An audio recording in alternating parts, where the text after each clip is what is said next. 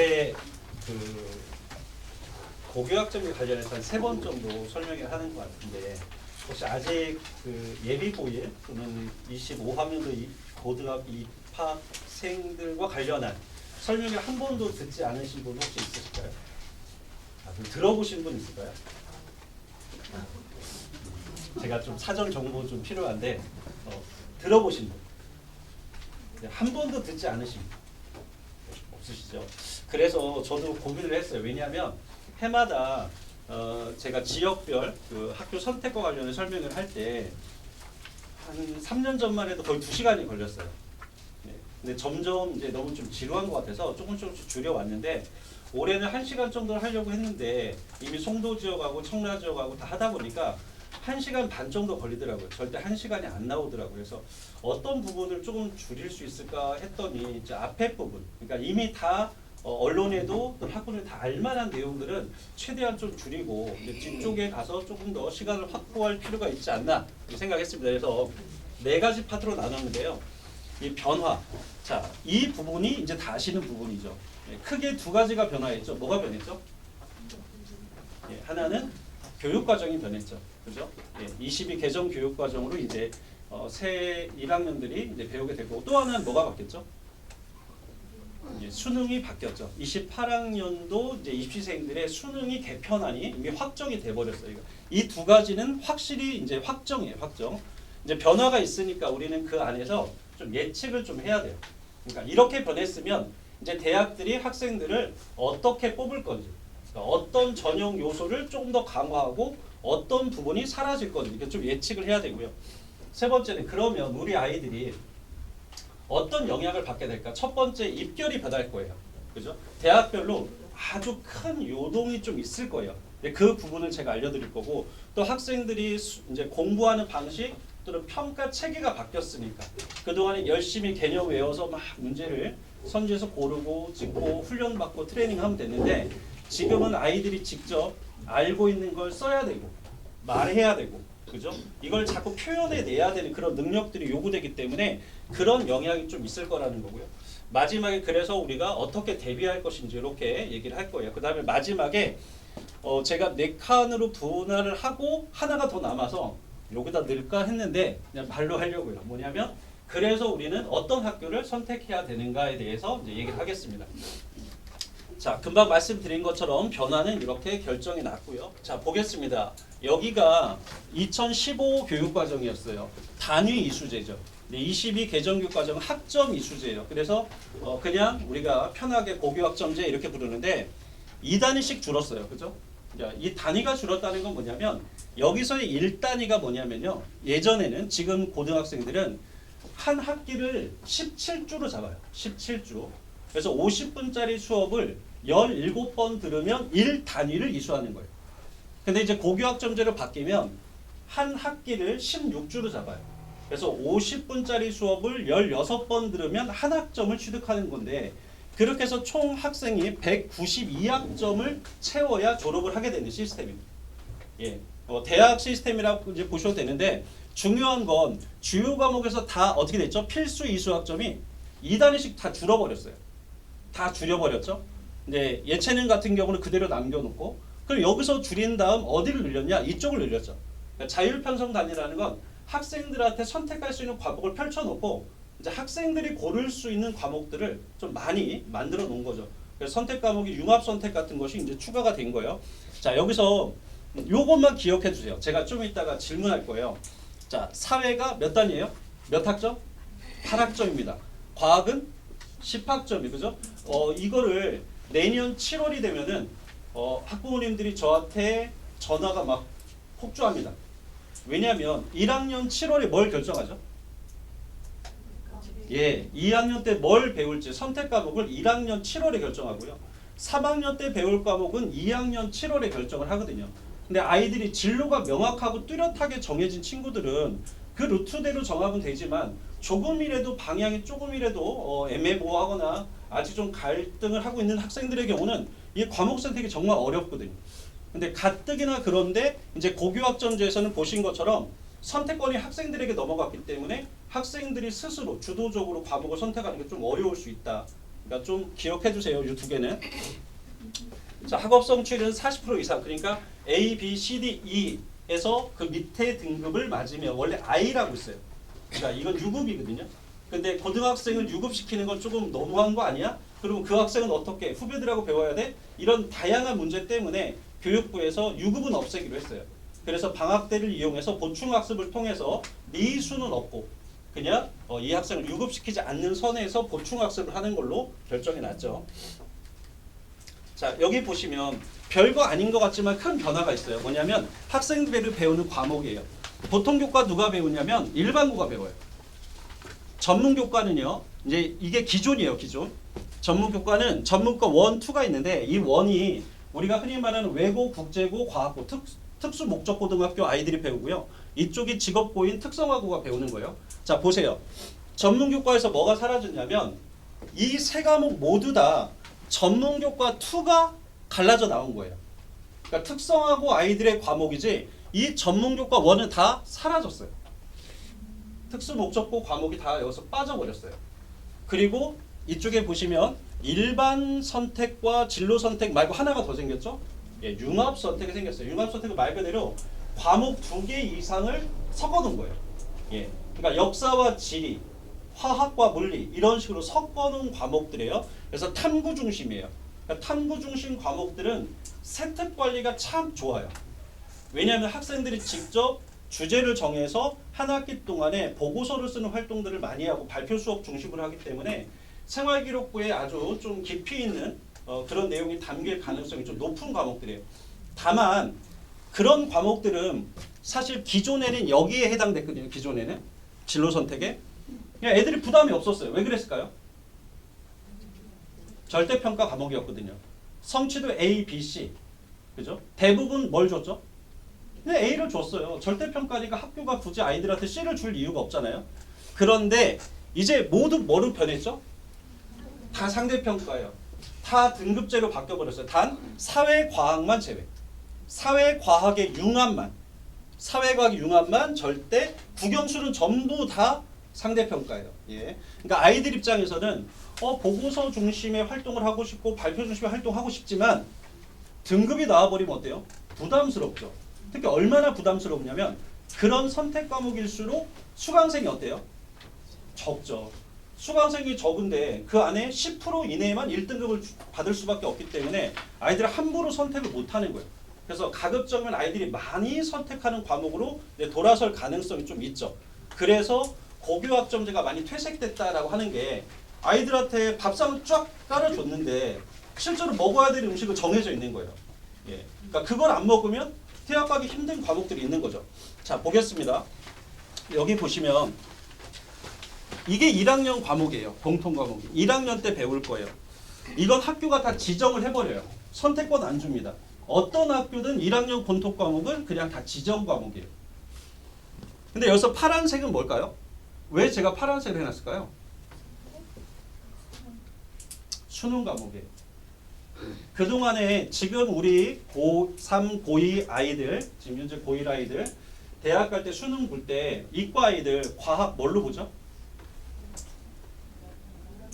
물화생지 1, 2 과목 총 8과목 중에 2과목을 선택해서 보죠. 이제 그게 사라지는 거예요. 그냥 1학년 때 배운 통합과학으로 그냥 모든 학생이 다 보는 거예요. 선택 과목이 없습니다. 예, 그냥 수능 과목이 정해져 있는 거예요. 근데 언제 거 배운 거예요? 1학년 때 배운데 언제 봐요? 3학년 때 봐요. 아이들이 이때 배운 거 계속 가지고 가야 돼요. 그리고 통합사회도 한국사도 마찬가지예요. 전부 다 1학년 때 배우고 수능 과목이에요. 그러면 요 일반 선택이 거의 2학년 과목이에요. 그래서 국어를 예로 들면 제가 지금 부천에 총 8개 학교가 교육과정을 발표했어요. 네. 8개 학교가 발표한 거를 다 봤더니 학교마다 좀 차이는 있지만 이런 식이에요. 2학년 1학기 때 예를 들어서 문학, 2학년 2학기는 독서와 작문, 3학년 1학기는 화법과 언어. 이걸 거의 지정을 해놔요. 3학년 1학기까지 수학도 마찬가지예요. 영어는 2과목 파란색이 2개죠 지금. 그럼 2학년 1학기, 2학년 2학기 지정을 해놔요. 왜 지정을 해놓을까요? 학생들한테 선택권을 잘 안 줘요. 왜 그럴까요? 수능 과목이에요. 그러니까 수능 과목이기 때문에 만약 이걸 선택 과목으로 둬도 아이들은 어떨까 할까요? 선택할 수밖에 없죠. 그죠? 수능 과목이니까. 그래서 이거는 거의 고정이라고 보셔야 돼요. 이 파란색은 선택 안 할 수가 없죠. 다만 이 과목들 중에서 이제 요 과목들 중에서 자기 진로에 맞게 과목들을 이제 진로 역량을 위해서 선택을 해줘야 되는데 요 과목은 뭐라고 했죠? 유일한 절대평가 과목. 예, 유일한 절대평가 과목이고요. 자, 여기서 이제 고민이 생기는 거예요. 왜 고민이 생기냐? 제가 예를 하나 들어볼게요. 지금 현행의 과학을 보면 물화생지 2 과목 있죠. 그 중에 가장 아이들의 선택 과목이 적은 게 뭘까요? 물2 그리고 지2입니다. 지구과학. 근데 물리2는 오히려 선택자가 많아요.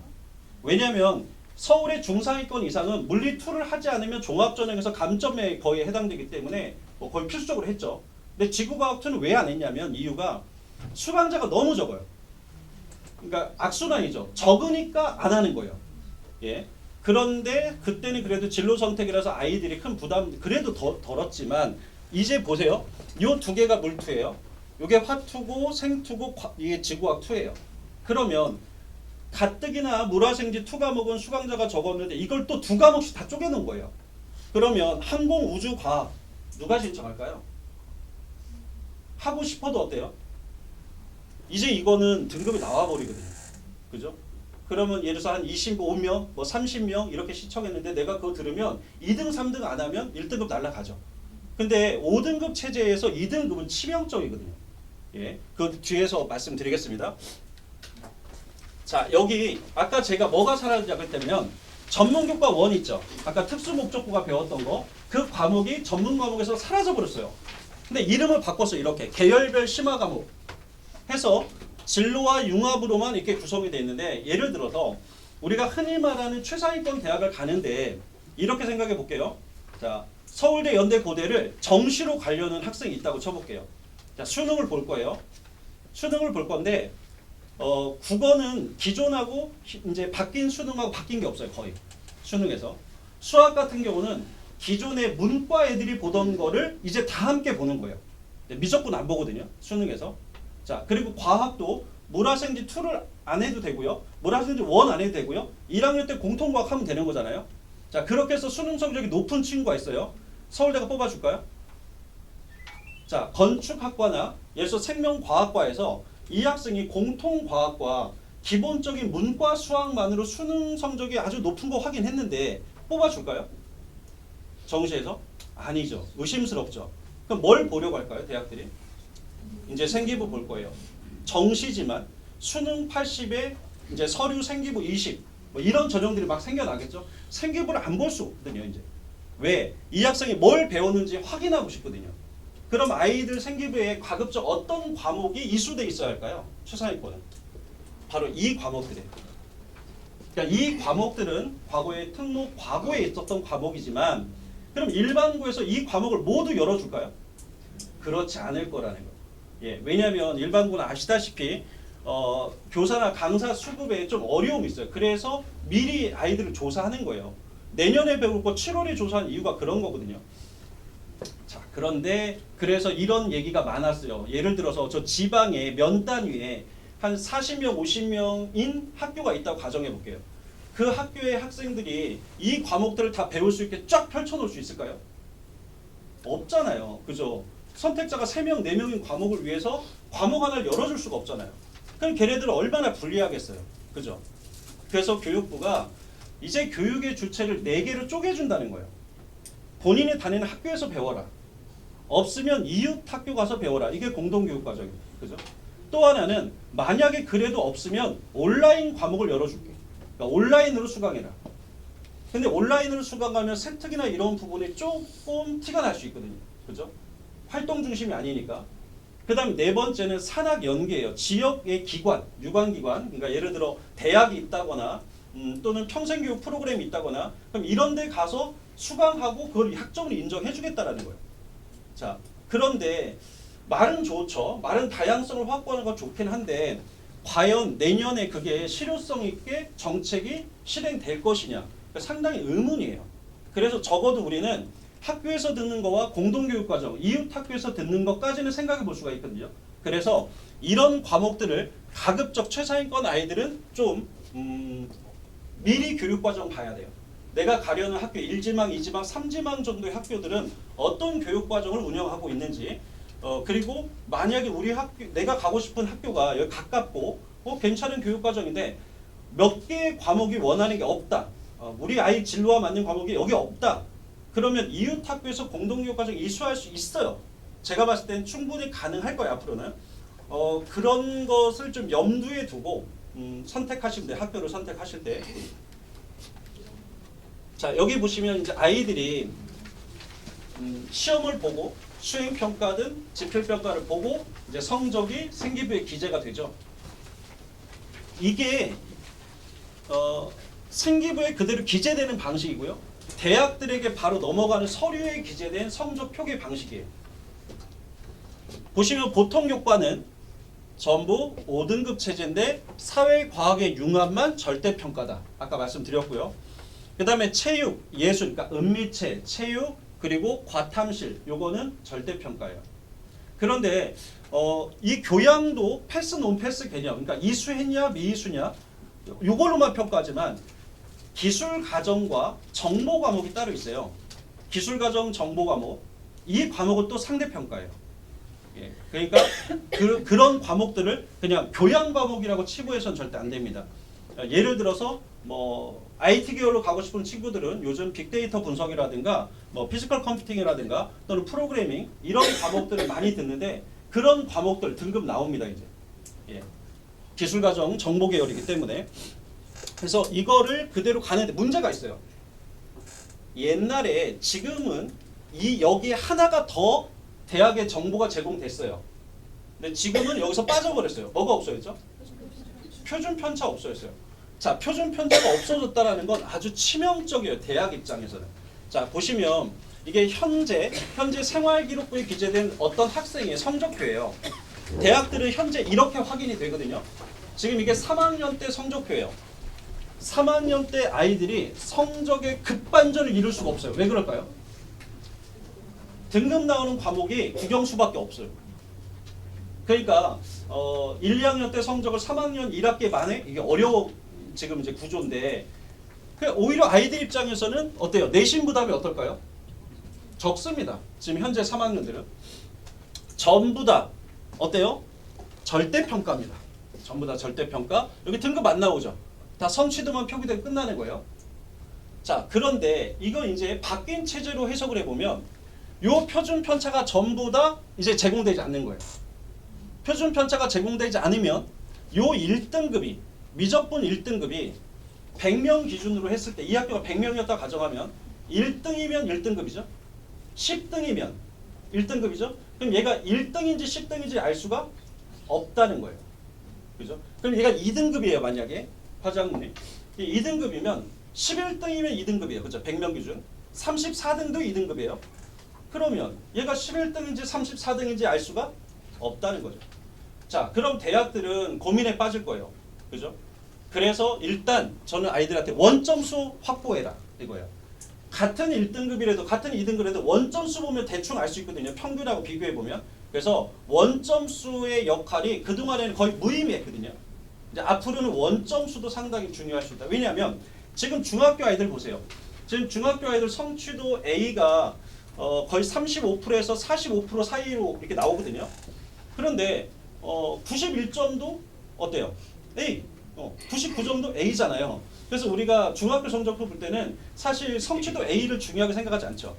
그래서 원점수 보잖아요. 얘가 몇 점으로 A를 받았는지 그거 보잖아요. 대학도 이제 비슷할 거라는 거예요. 예, 원점수의 의미가 좀 커졌다. 그리고 이제 여기 보시면 요 과목들을 보세요. 이제 이 과목들이 이쪽으로 이동하는 거예요. 이제 상대평가 과목으로 다 이동해 버리죠. 물론 과목 이름은 다 바뀌었죠. 아까 물투 같은 경우가 두 과목으로 화투가 두 과목 다 쪼개졌잖아요. 그러니까 이 과목들이 다 이렇게 상대평가 영역으로 가고 이렇게 예를 들면 은미체 과목, 아까 말했던 예술, 체육 이쪽 과목만 절대평가로 남게 됩니다. 자, 여기 보시면 자, 이렇게 상위 10%, 상위 34% 구간에 여기 2등급까지 누적 34%까지 이 아이들을 대학이 어떻게 변별할까 정말 고민일 거예요. 그런데 답은 정해져 있지 않을까요? 뭘 보면 되죠? 아이들의 내신이 이렇게 러프하게 이렇게 잘렸잖아요. 그럼 이 아이들을 어떻게 확인할까요? 수능도 보겠죠. 이제 내신으로 뽑던 전형에서 너 이제 수능 성적 좀 보자 이렇게 하겠죠. 또는 직접 내가 눈으로 좀 확인해야 되겠다. 이 학생이 어떤 면접 보려고 하겠죠. 그죠? 그러니까 점점 입시 전형은 복잡해질 거예요. 융합되고 섞이기 시작할 거예요. 자, 여기 보시면 이건 이제 정리하는 거예요. 제가 아까 금방 말씀드린 거. 붉은색이 상대평가, 여기서 파란색이 절대평가 영역이고요. 바뀐 수능 체제에서는 모두 다 똑같이 어떤 학생이든 국어 국문학과 가는 학생이든 예를 들어서 우리가 뭐 토목 건축 쪽으로 가는 학생이든 똑같은 과목으로 수능을 봐요. 다만 선택할 수 있는 건 여기서는 선택이 가능해요. 제2외국어 한문. 여기서만 선택이 가능하고 나머지는 다 동일한 문제로 평가를 받게 됩니다. 기존에 수학을 정말 잘했던 친구들, 지금도 어느 정도 수리적 능력이, 수리적 사고가 좀 갖춰진 학생들, 그러니까 이런 친구들의 경우는 좀 수월할 수 있어요. 왜냐하면 이제 심화 수학은 평가할 수 있는 시스템이 없어요. 그렇기 때문에 과거에 요 대수가 지금의 수원이에요. 그러니까 지금의 수원, 고등학교 2학년 1학기 과목이죠. 미적분 1이 수2예요. 그리고 확률과 통계 이게 문과 선택 과목이었죠. 그러면 이과 애들이 선택했던 이게 미적분 기하가 원래 있는데, 그죠? 미적분 2 기하가 있는데 요걸 아예 선택권에서 없애버린 거예요. 그러니까 문과 애들의 과목으로 바로 보는 거죠. 그죠? 그러다 보면은 아무래도 수학 잘하는 친구들은 약간 부담이 확 줄어드는 거죠. 그죠? 예. 그리고 이제 국어는 보셔서 아시겠지만 큰 변화가 없다라는 거. 예. 그러니까 큰 변화가 없기 때문에 오히려 어떻게 보면은 이제 변별이라는 측면에서 보면 영어하고 이런 사회, 과학 부담 싹 줄어드는 거예요. 수학도 그렇고. 그러니까 결국 변별은 당분간은 새로운 어떤 것이 추가되지 않는 한은 수능에서만큼은 국어가 변별을 계속 가져갈 것 같아요. 그동안에도 그래 왔지만.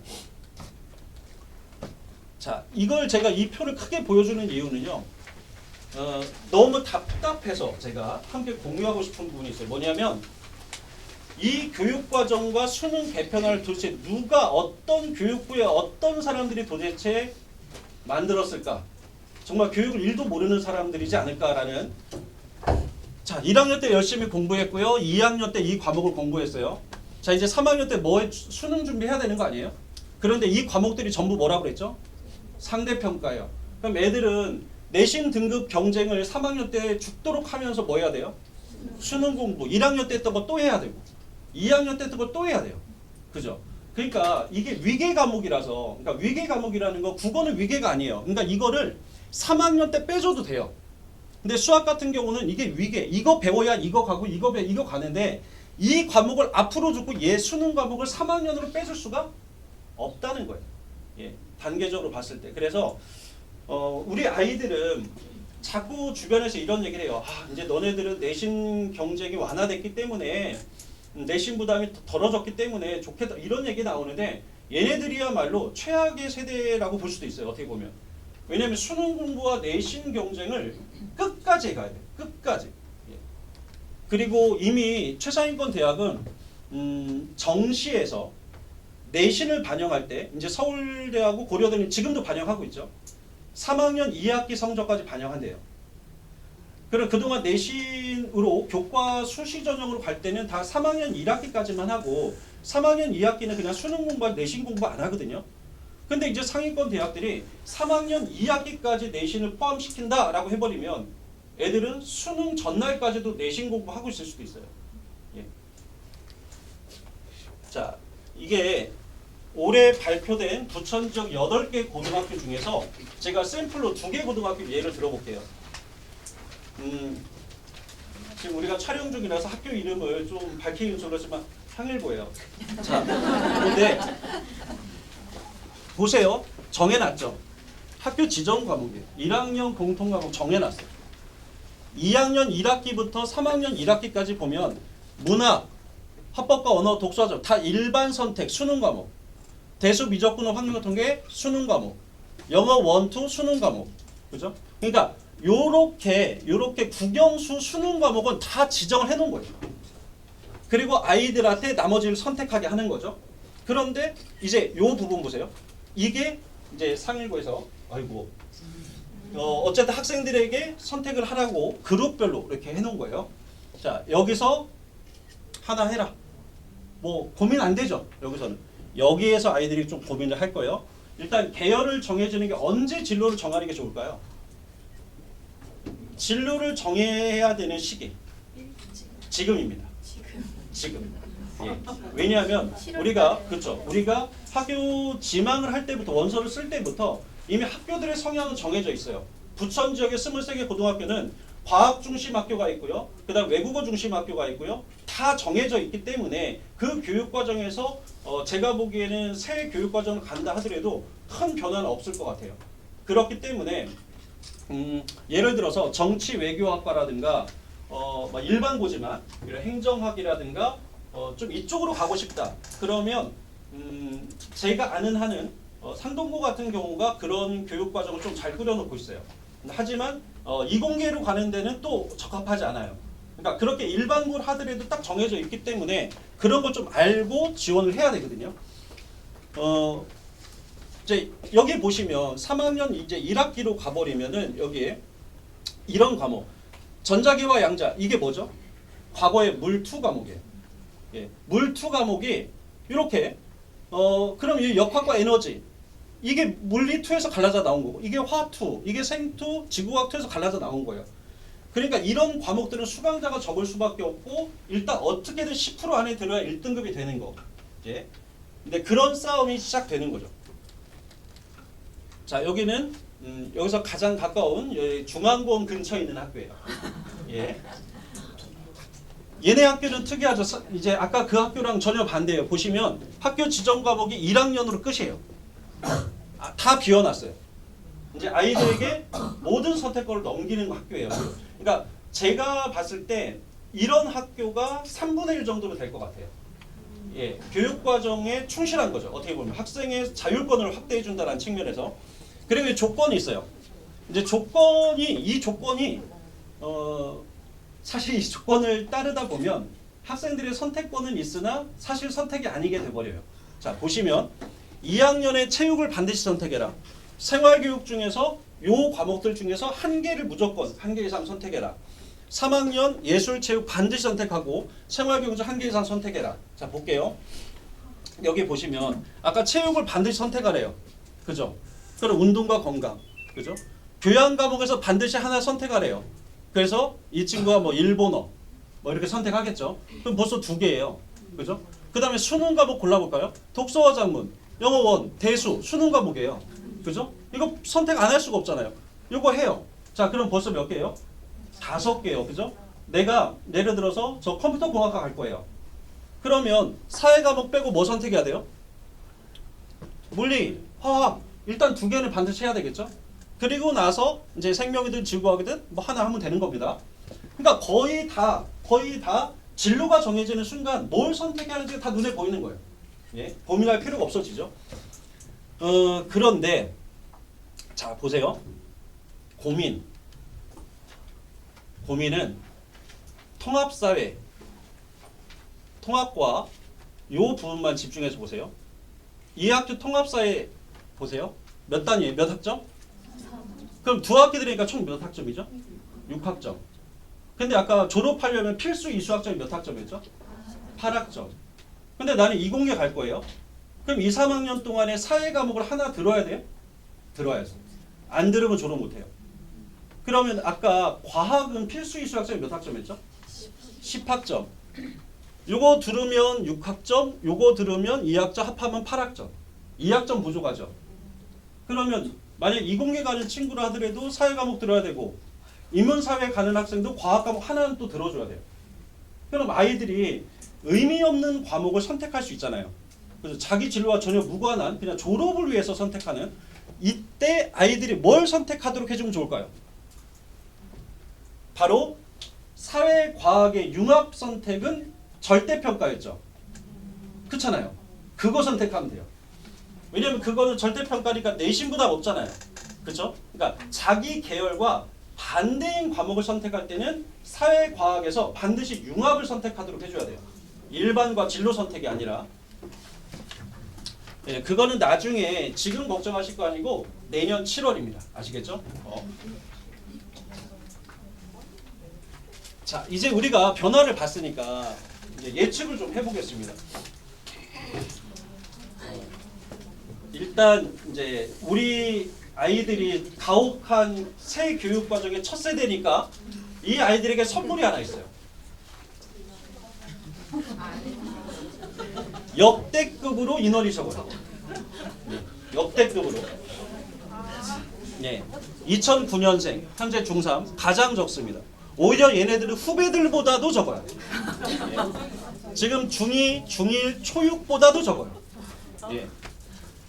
계속해서 인구가 주는 게 아니더라고요. 자, 그런데 여기 보시면 재수생 교육 과정이 바뀌면 재수를 못하는 건 아니에요. 그러니까 지금 고1 아들이 재수해서 지금 중3 애들과 함께 입시 치를 수 있어요. 하지만 줄어들겠죠. 그죠? 그러니까 N수생은 줄어들고 현역은 최소.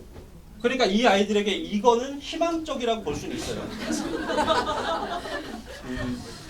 근데 인구 감소가 정말로 이 자료를 보면 좀 놀라울 정도예요. 예를 들어서 자, 얘네보다 10살 어린 2019년생 있죠. 출생 인원이 얼마나 될까요?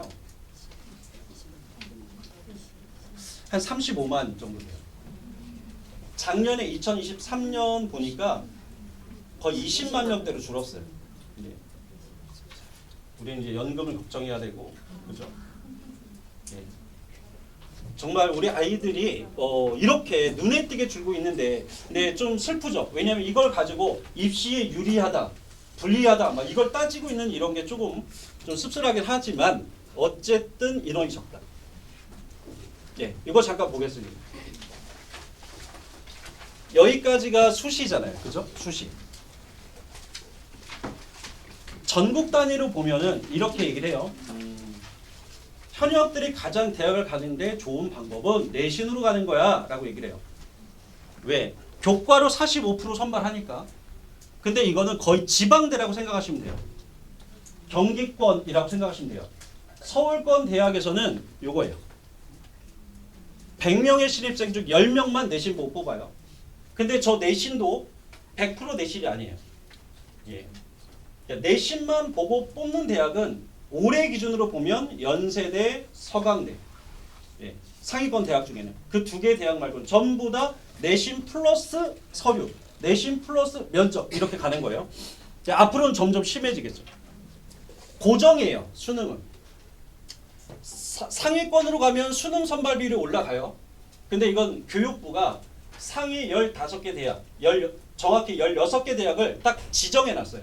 이 밑으로 내릴 수가 없어요. 내리면 이제 정부 지원금 못 받아요. 그러니까 이거는 고정값이라고 봐야 돼요. 얘도 고정값이에요. 왜냐하면 내신으로 뽑는 최소 인원이 전체 모집 정원의 10%예요. 교육부가 정한 게.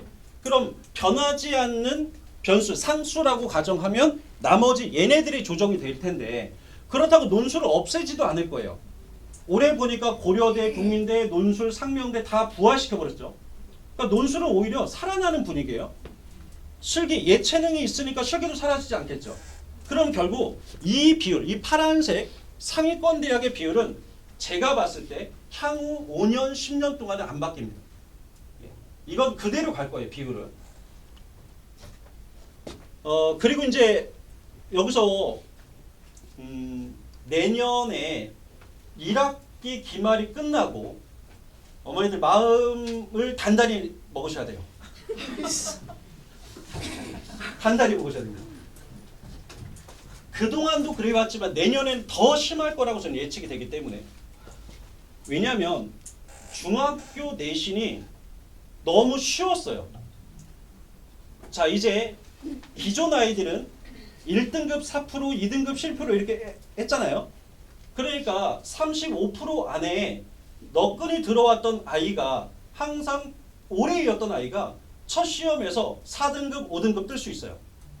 충분히 뜰 수 있는 거예요. 그죠? 왜냐면 만약에 내가 수학을 중학교 때 92점으로 상위 한 34%로 A였다고 쳐봅시다. 그럼 이 학생이 현행 체제에서 34%는 몇 등급이죠? 현행 체제에서 4, 11, 23, 40 그러면 4등급이에요. 예, 4등급입니다. 그러니까 이런 성적을 받으면 아이들은 충격을 먹어요. 내가?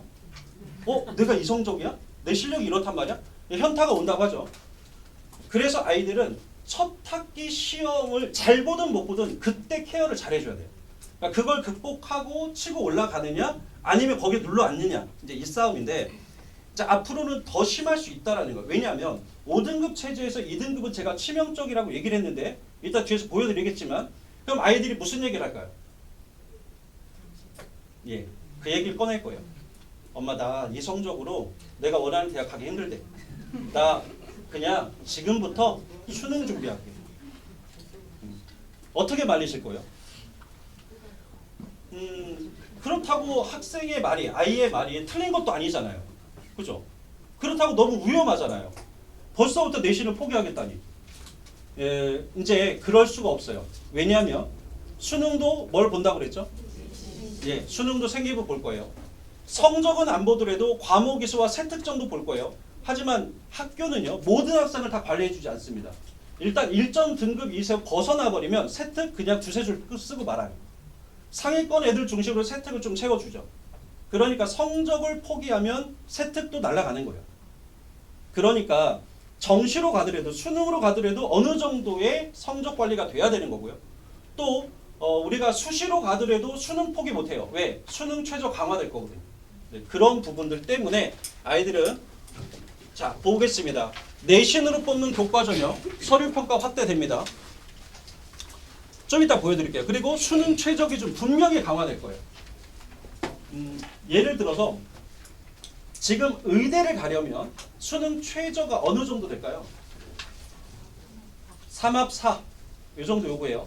세 개 영역에서 등급 합 4등급 이거요. 앞으로는 어떻게 될까요? 앞으로 제가 예상하는 거는 4합 4. 예. 4합 4 모든 과목 1등급. 이거 아니면 이건 최소 조건이 될 거예요 아마. 예. 근데 의대뿐만이 아니에요. 서울대, 연대, 고대, 서강대, 성대, 한양대, 이대, 중앙대 정도까지도 거의 3합 3 정도로 다 요구할 거예요. 왜 1등급이 쉬우니까. 그죠? 그런데 왜냐하면 이게 내신에 대한 불신이 커지기 때문일 거예요. 예. 그리고 면접 강화. 수능 최저가 종합에는 원래 없었어요. 몇 개 대학 없었죠. 교과 전형이 최저 요구하고 종합 전형은 면접을 요구했는데 이제 종합 전형에도 최저를 요구할 가능성이 생겼다라는 거고요. 예, 정시에서도 면접이 생기거나 교과 정성 평가 그러니까 어떤 과목을 이수했는지 세특 정도는 확인하려고 하겠죠.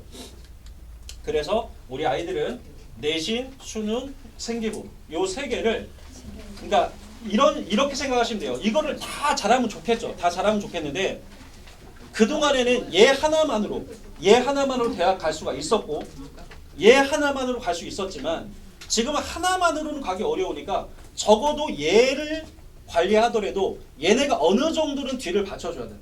아예 없으면 안 된다는 거예요. 아예 없으면.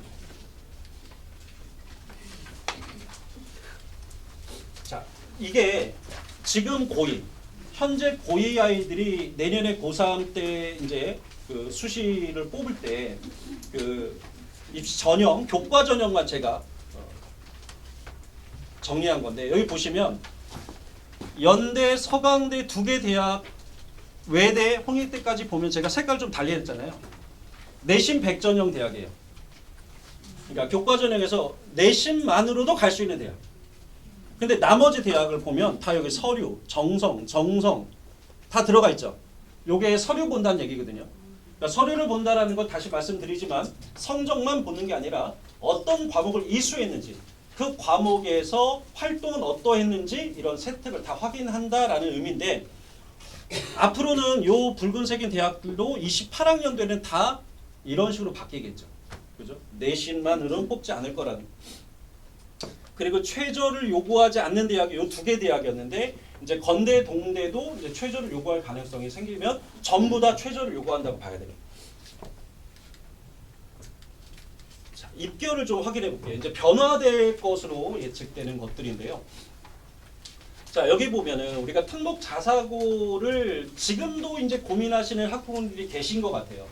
예, 지금도 학원으로 이제 연락 와서 이제 어제 그저께만 해도 외고 진학이나 국제고 진학을 최근에 결정했기 때문에 자소나 면접에 대한 준비 이렇게 문의하시는 분들이 있는데 특목 자사고가 과연 유리한가? 바뀐 교육과정에서 유리한가? 기존에 비해서 사실 엄밀히 말하면요 일반고가 훨씬 더 유리했던 거예요. 그동안 훨씬 더 유리했던 거고 특목 자사고가 이제 그걸 어느 정도는 만회를 한 거예요.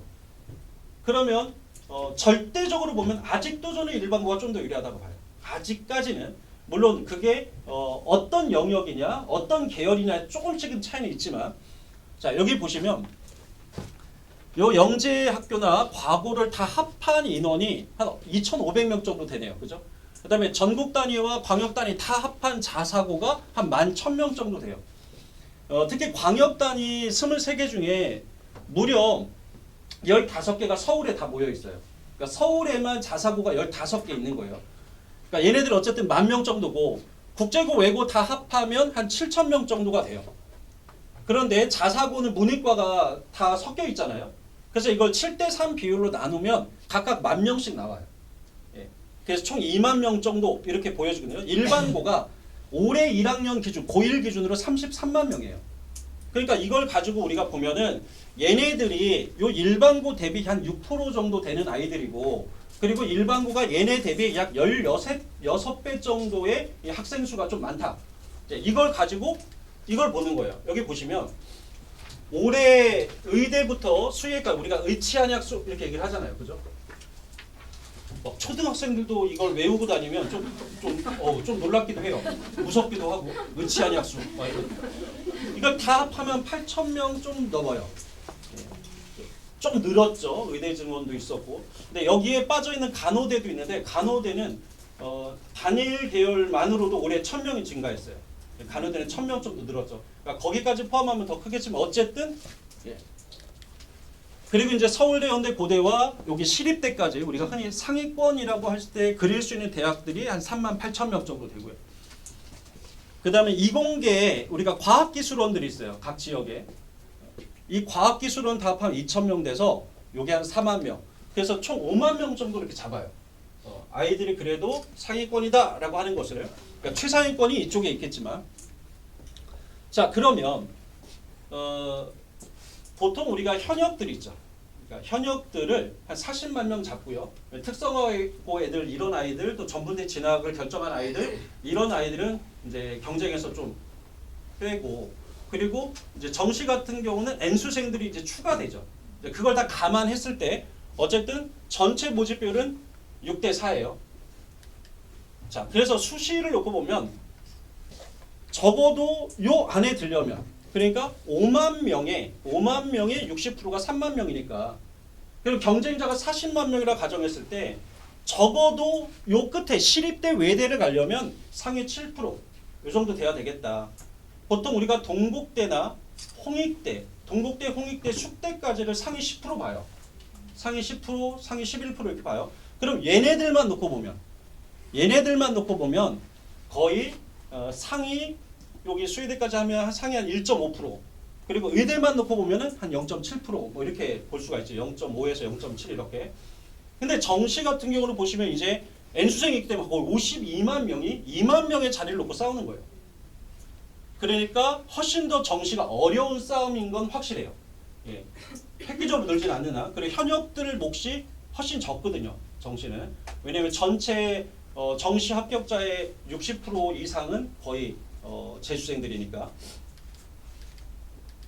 그래서 제가 이제 그걸 가지고 제가 미리 그 정보를 보여드린 이유는 바로 이것 때문입니다. 이거는 올해 제가 1학기에 그러니까 기말 끝나고 여름방학 전에 상담했던 고1 학생들의 성적이에요. 자, 근데 이 성적을 제가 바뀐 5등급 체제로 다 전환을 시켜봤어요. 그의 성적을. 자, 이렇게 바꿨더니 성적 왜곡이 아주 심하게 나타나죠. 1.41의 친구는 1.0인데 1.391가 1.07이에요. 이거 왜 이렇게 나올까요? 이렇게 나올 수 있는 이유는 뭘까요? 이 친구는 2등급이 다 어디에 있었냐면 상위 10% 안쪽에 모여 있었던 거예요. 근데 이 친구 같은 경우는 어때요? 한 과목이 상위 10%를 벗어나 있었던 거죠. 그래서 5등급 체제로 바꿨을 때 얘는 다 1등급이 되지만 얘는 한 과목이 2등급에 머물게 돼요. 예. 자, 그러니까 10% 안에 들고 안 들고가 너무나 큰 차이를 가져온다. 이게 3학년 1학기까지 누적된다고 생각하면 엄청난 결과죠. 예를 들어서 10등이면 1등하고 똑같잖아요. 과목별로. 11등은 34등이잖아요. 그럼 10등과 11등 두 명만 놓고 보세요. 한 등수 차이지만 1등과 34등의 차이로 벌어지는 거예요. 예. 그러니까 너무 좀 가혹한 이제 체제이긴 한데 여기 똑같이 2.86인데 한 친구는 1.6대고 하나는 1.9대예요. 그죠? 그래서 이 성적으로 갈 수 있는 대학들이 이미 정해져 있거든요. 10년 이상 누적된 결과가 있으니까 예를 들어서 우리가 서연고를 일반고에서 가려면 교과 전형으로는 내신 1.4, 1.5 현재 9등급 체제에서 종합 전형으로 가더라도 1.7 정도는 서연고는 최소한 가져야 된다. 그리고 만약에 우리가 아까 말했던 동국대나 뭐 건국대, 숙대, 홍익대 딱 거기까지를 종상위권 건대까지 딱 놓고 봤을 때 상위 10%라고 얘기를 했는데 내신으로 따지면 교과로는 1.8, 종합전형은 2.1등급 정도는 돼야 돼요. 거기 가려면 현재 9등급에서. 그럼 보세요. 2등급대가 이렇게 하면 1.5가 나오잖아요. 그러니까 바뀐 체제에서는 1.5가 숙대, 동국대, 홍익대 가는 마지노선이 돼버리는 거예요. 그래서 이거를 이렇게 왜곡이 심하니 대학들은 이걸 다 들여다볼 건데 환산을 해보면 이제 의대는 무조건 올 1등급이에요. 2등급이 하나만 떠도 얘는 의대를 못 가요. 그럼 약대를 간다? 그러면은 3학년 1학기까지 총 몇 과목을 이수할까요? 우리 아이들. 1학년 1학기에 한 학기 아이들이 이수하는 과목이 그러니까 국어, 영어, 수학, 통합사회, 통합과학, 한국사, 과학탐구실험, 거기다 기술과정이나 또는 외국, 제2외국 한 과목에서 총 8과목이에요. 그럼 이 중에 3학년 1학기까지 우리 아이들을 따져보면은 거의 40과목이잖아요. 그럼 등급 나오는 것만 35과목이라고 가정했을 때 35과목이 전부 다 1이 떠야 돼. 한두 개만 2등급 뜨면 얘는 약대나 또는 반도체학과 같은 최첨단의 계약학과들이 있어요. 네, 뭐 삼성전자라든가 뭐 하이닉스 얘네들하고 계약하는 요 학과까지는 가능할 거예요. 그럼 연고대 마지노선이 제가 볼 때 1.1 이렇게 내려가다가 여기가 1.5대가 떠요. 그럼 1.5를 벗어나서 1.6, 1.7이 된다는 것은 보세요. 1.6, 1.7이 되면 대학들이 헷갈릴 거예요. 왜냐하면 1.6이 2.6대에서 1.6이 온 건지 그렇죠? 여기 보면 3점대가 1.74가 오기도 하잖아요. 그러니까 이 1.6, 1.7이 어디에서 온 성적인지 알 수가 없어지는 구간이 생겨요. 상당히 곤란하겠죠. 왜냐하면 지금 여기서 2.6이면 기존에 봤을 때 교과 전형으로 지금 현행에서는 어디 갈 수 있냐면 인서울을 한다면 세종대가 어려워요. 그러니까 세종대를 종합전형 정도로 써야 되는 뭐 그 정도 성적. 만약에 교과로 안정적으로 갈 수 있는 게 인천대, 인하대 좀 낮은 학과. 예. 이 정도 갈 수 있는 성적이에요. 그래서 3점대면은 이미 서울은 끝났어요. 서울에서 할 수 있는 건 우리가 이제 3여대라고 하는 서울여대, 동덕여대, 덕성여대를 갈 수 있고요. 그리고 이제 가톨릭대. 예. 그렇게 갈 수 있는 성적인데 그런데 1.74가 뜨잖아요. 그러니까 1.5와 1.7은 이제 천지 차이가 되는 구간이 돼버릴 수 있다라는 거죠. 그래서 저는 내신 경쟁이 완화된 게 아니라 내신 변별이 줄었기 때문에 내신 경쟁은 더 치열해졌다라는 걸 늘 얘기를 하고 있습니다. 자, 서울대를 예로 들어볼게요. 여기 보시면 서울대 지역균형은 서울대는 교과가 없어요. 내신으로 안 뽑습니다. 다 종합이에요. 근데 지규는 학교장 추천서를 받아야 되잖아요. 한 학교당 몇 명이죠? 2명씩. 한 학교당 딱 2명씩만 교장님이 추천서를 써줄 수 있는데 일반고 아이들이 압도적으로 합격합니다. 합격자의 91%가 일반고예요. 자, 여기에 아예 과고생이나 영재학교 아이는 없어요. 당연하겠죠. 그 아이들은 내신 경쟁이 너무 힘들었겠죠. 자, 여기 와보면 일반 전형이에요. 일반 전형과 지균의 가장 큰 차이가 뭘까요? 가장 큰 차이. 최저가 있고 최저가 없죠. 최저가 없을 때 과학고 영재학교는 날개를 달고 날아갑니다. 왜냐면 얘네들은요. 왜 수능을 못 볼까요? 얘네들은 1학년 1학기 때 일반고 수학과정을 다 끝내요. 한 학기. 1학년 2학기부터는 대학과정으로 들어가요. 수능 공부를 한마디로 안 한다는 얘기예요. 예. 그러니까 얘네들은 수능 최저를 맞추는 걸 부담스러워요. 그래서 다 최저가 없을 때 얘네들은 거의 서류만으로 대학을 가죠. 면접과 서류로. 일반고 아이들이 그래도 어때요? 절반, 아니 4분의 1 정도는 그래도 차지하고 있어요. 여기 보시면 자사고와 외고도 꽤 있죠. 그죠? 근데 이걸 더 극명하게 보여주는 게 있어요.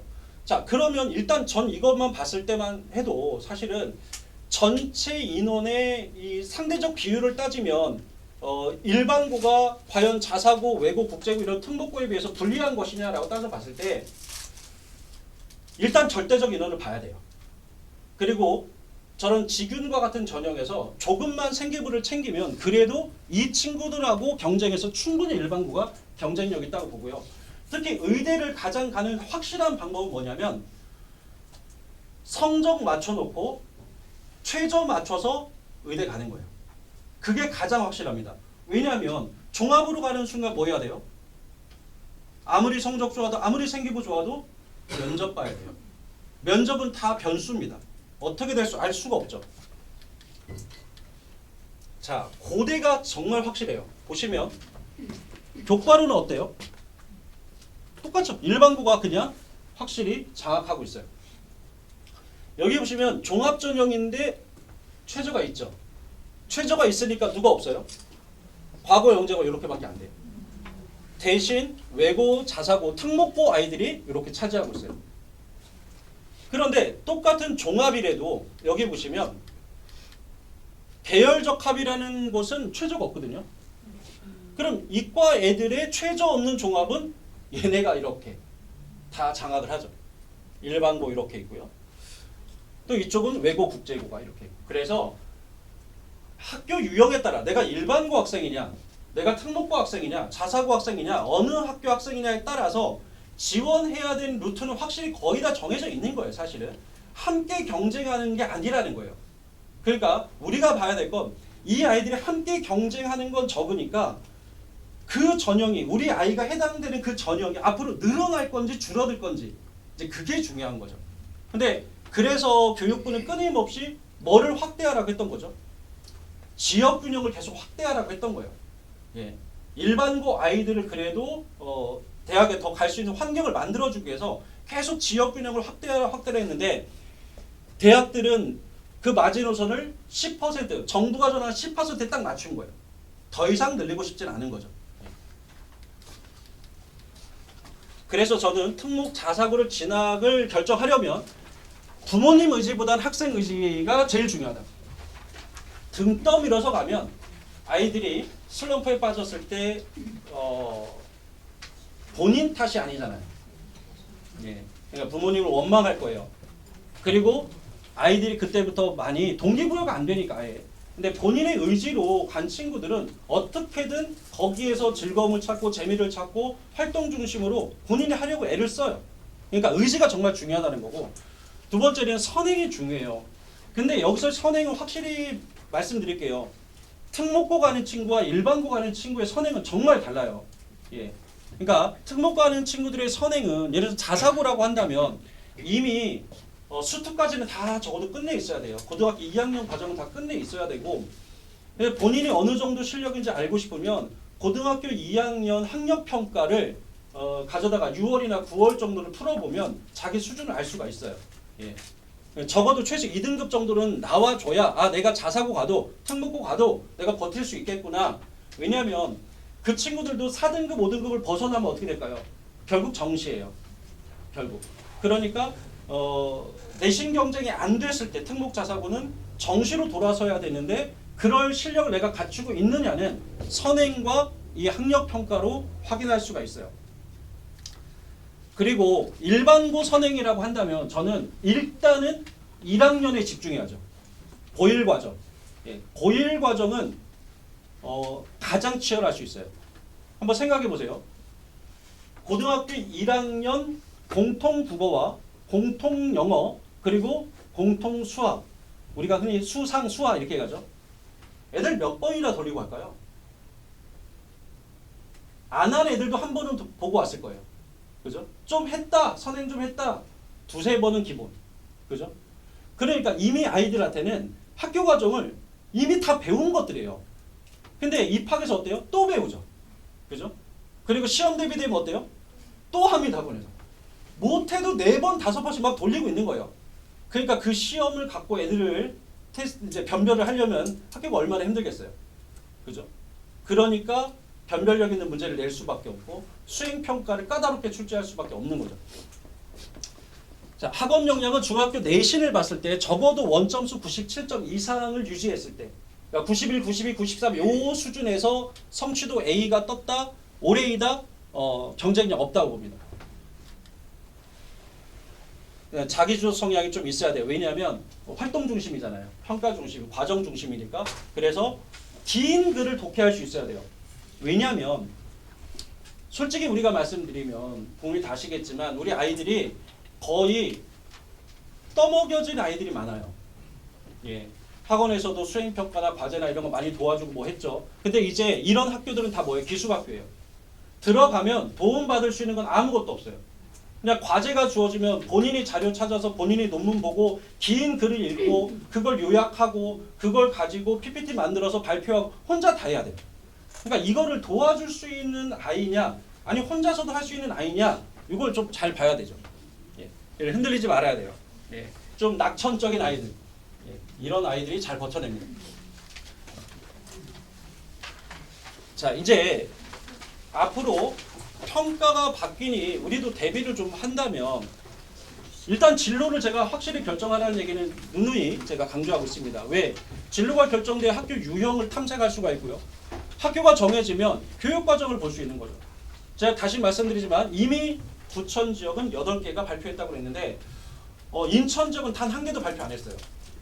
예. 제가 어제까지도 이 서구 지역, 부평, 그다음에 송도, 연수구 지역 우리 학원이 지금 있는 지역들은 다 학교 조사했는데 단 한 학교도 발표하지 않았어요. 자, 교육 과정을 보고 어머님들이 보셔야 될 건 뭐냐면 이 학교의 선택권이 일반 선택까지 수능 과목까지 학교가 지정을 해놨는지 아니면 학생들의 선택권을 줬는지 1차적으로 보시고 그다음에 두 번째는 아까 말했던 전문 계열의 심화 과목들 있죠. 계열 심화 과목.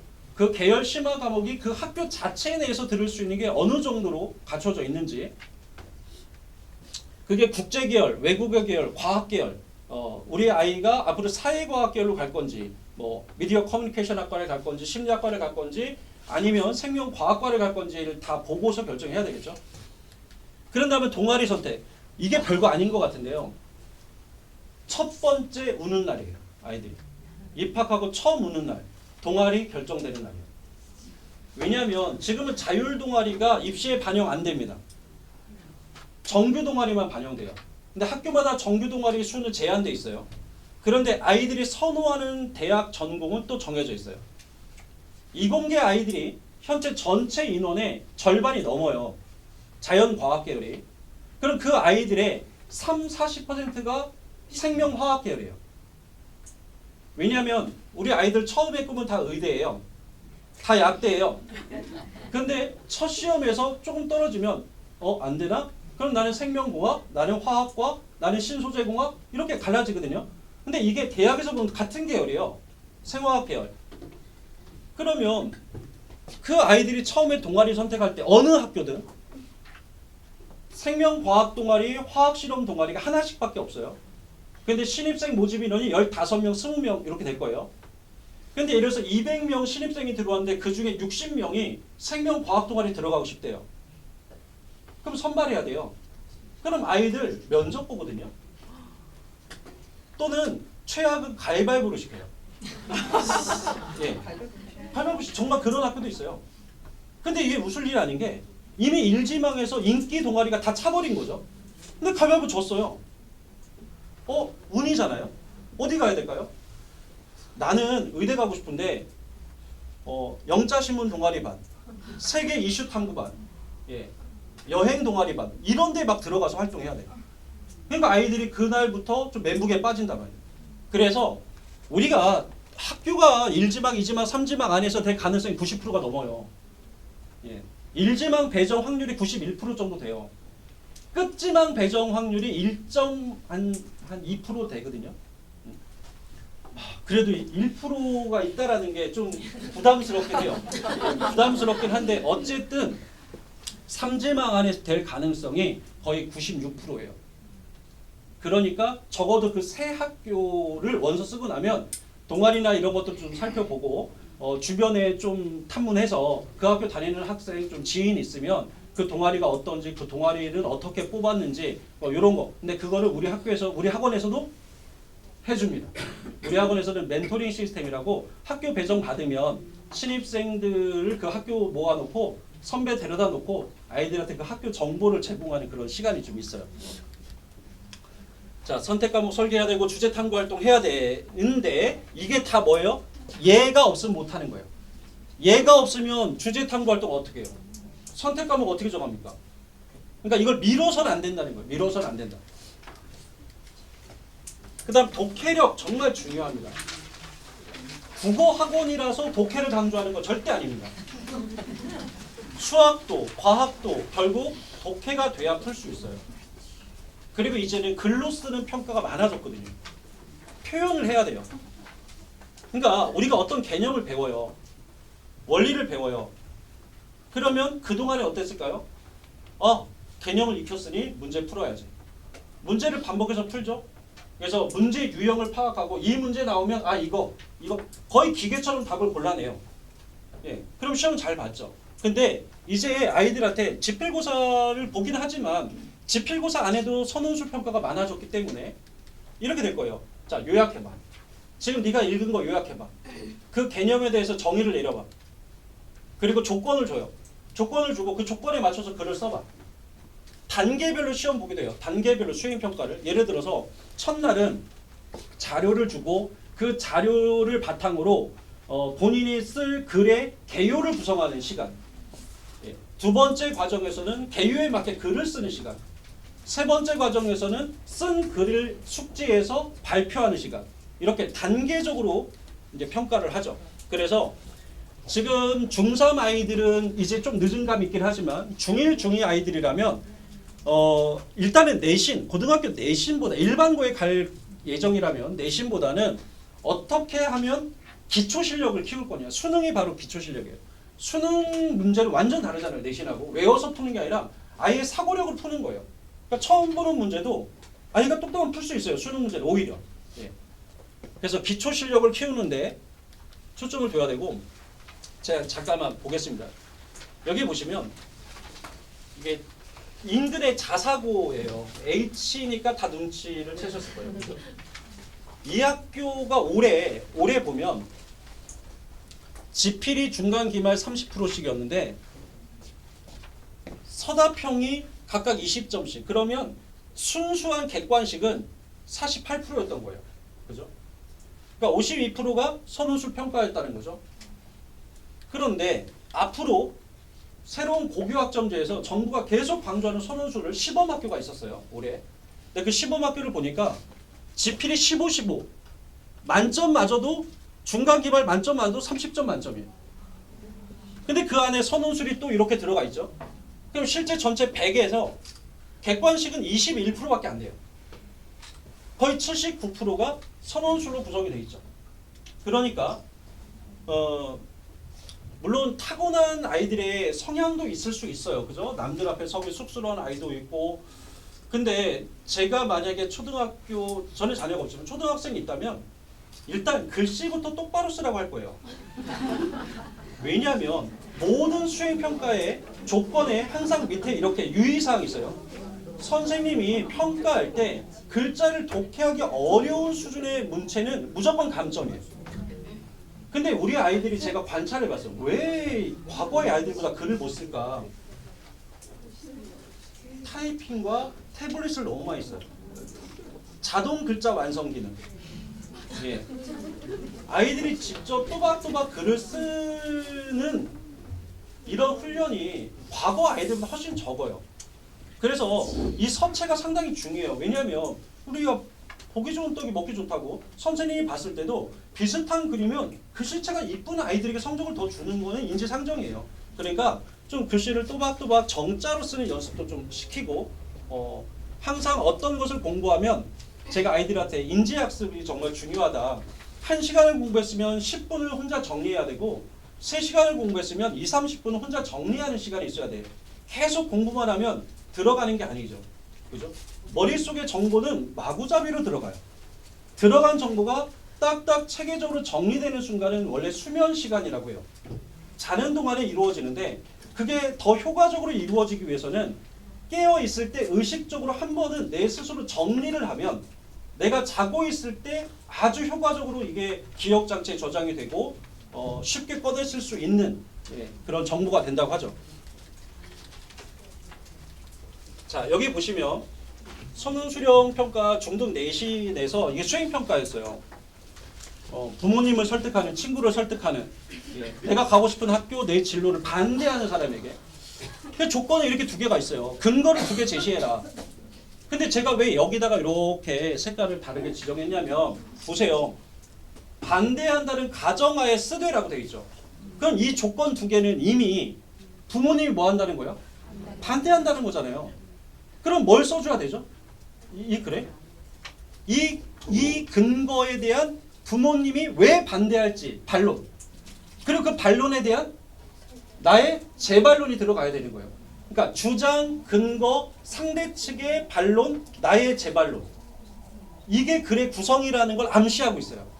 그러니까 이 조건을 갖추지 않으면 점수가 어때요? 감점인 거죠. 네.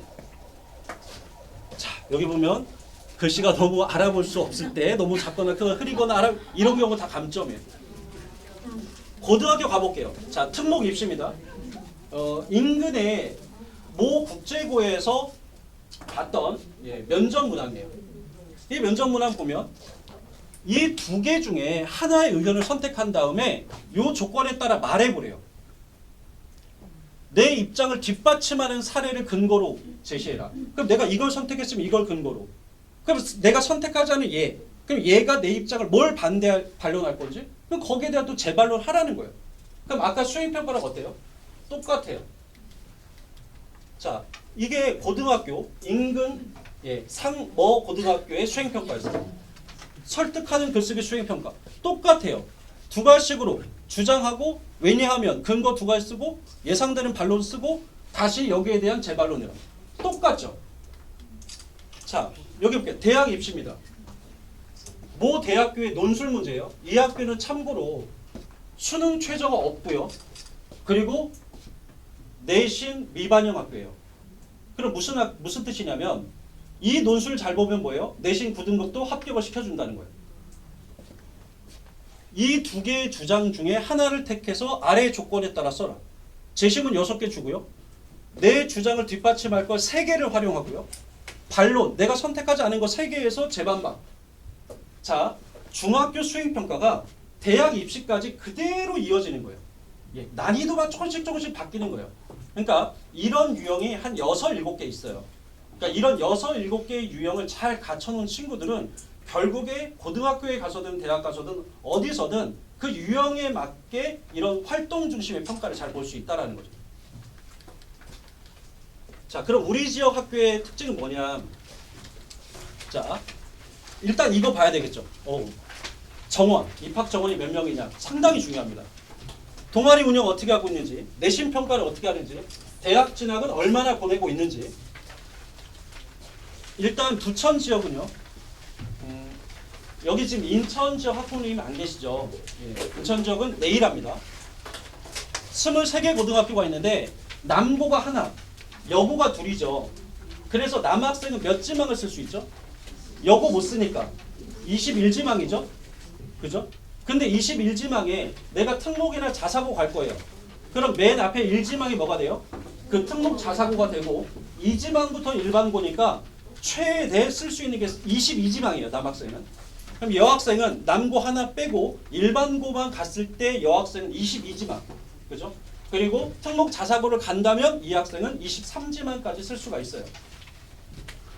이런 얘기를 제일 많이 이맘때 질문을 받아요.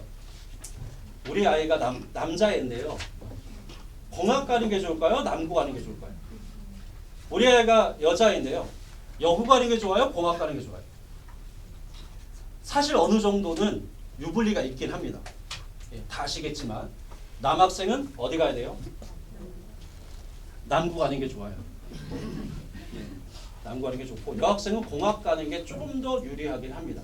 물론 그게 인문계냐 자연계냐에 따라 조금은 또 달라져요. 예, 세부적으로는. 예, 특목 자사고든 일반고든 원서를 함께 같은 날 원서를 작성하고요. 학교에서 일괄 작성할 거예요. 예, 이 내신은 무의미합니다.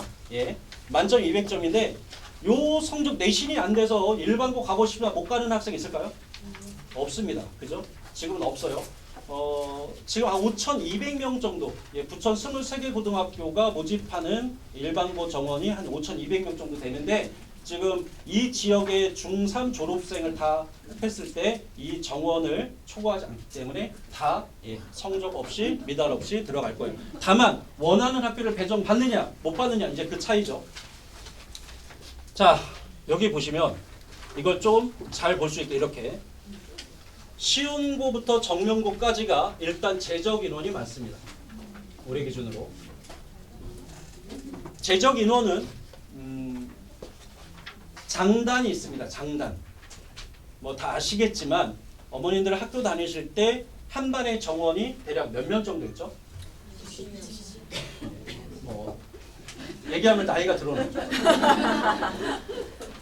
예, 저도 다닐 때 68번까지 있었던 적이 있어요. 예. 70년대생이니까 그것도 70대 초반 쪽이니까 정말 너무 많았죠, 아이들이. 그런데 많으면 많을수록 어때요? 너무 많으면요, 두 가지. 면학 분위기 안 좋을 거예요. 또 하나는 뭐냐면 선생님들 세특 관리 어려워요. 그러니까 세특을 일일이 신경 써주기가 참 어려워요. 예. 대신 아이들 입장에서 내신 확보가 조금 더 수월하게 느껴져요. 왜냐하면 신기하게도요, 비율이니까 100명일 때 1등급이 10명이고 200명일 때 20등급 똑같은 비율인데 많으면 많을수록 하위권도 두터워져요. 신기하게. 그리고 아이들의 심리도 잘 작용을 해요. 그래서 일단 내신만 보고 가면 이런 학교가 괜찮을 수 있고요. 자, 여기 보시면 부천고부터 부천여고가 부천여고 너무 심하죠.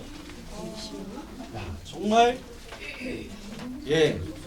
아까 인원이 많았던 학교는 29등, 30등에도 이제 1등급 받을 수 있는데 12등까지예요.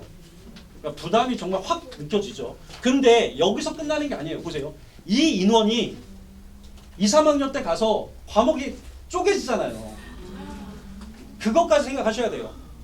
예, 그럼 수강 인원이 몇 명인 과목도 생길 수 있다. 그때는 한 명, 두 명에게만 1등급이 돌아간다. 예, 이런 거를 또 감안을 해야 되죠. 그래서 우리가 재적 인원, 예, 동급생 인원, 입학 인원을 무시할 수 없다라는 거예요. 예, 이것도 선택의 기준 중에 하나가 될 수 있습니다. 이 인원은 저희가 지금 알 수 있나요? 예, 거의. 예, 이제 좀 있으면 이제 원서 쓰기 전에 항상 학교 정보들이 공개가 돼요. 제가 학교 측에 이제 문의를 많이 해봤는데 중학교로 책자 형식으로 23개 고등학교의 교육과정부터 안내 책자가 배포된다고 하더라고요. 그래서 언제냐고 물어봤는데 그거는 모르겠대요.